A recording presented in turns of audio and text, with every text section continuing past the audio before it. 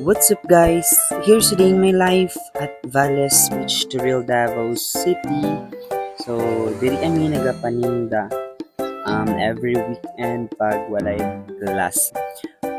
Wala kami mga ganap sa kinabuhi para makatabang-tabang sa among mga gastuhon. Labi dira nga tayo nagsayo-sayo ra ko ana dira kay board kaayo kay walay na malit sa among tinda nga walay sulod na abot taud-taud ako ulam. Naabot siya and gikilig murag pala. Mauto niya anak ko sa iya nga nag-vlog baya ako mausaway na lang atik na lang dira og lehok. Charis mo to bisayaw na ako siya diha. By the way, we are so glad na nakatukod na ning stall nga gamay.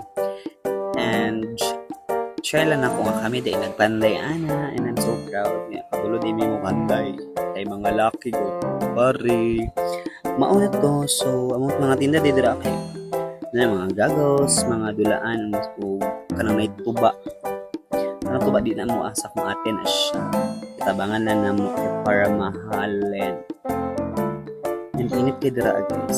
So, mura na mig lagom na kay among color because of the sun. Tungod sa kainit. Pagkahuman na mo paninda didit so day may turil kay para mga mauna to bisag wala ni halin. Gamay halin dito ka dayon. Kay para mabusog ang tiyan bahalag way sulod ang pitaka o alkansya. Mauna to, sige ramig hab-hab yan. Subi ko mukaon para na kusog inig katulog. Na kusog inig katulog kamo. So dira sige ramig hab-hab og french fries magkaon og kanon.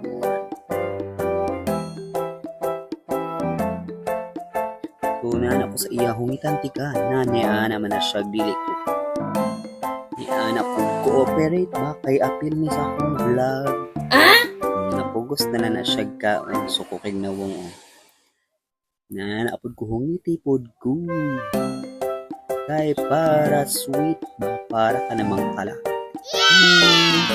kilig sang mayo mauna na ron niulit na dahil mi after na mo na naon kay para makatulog ikapoy kaayo karong adlaw. And thank you guys for watching. Bye!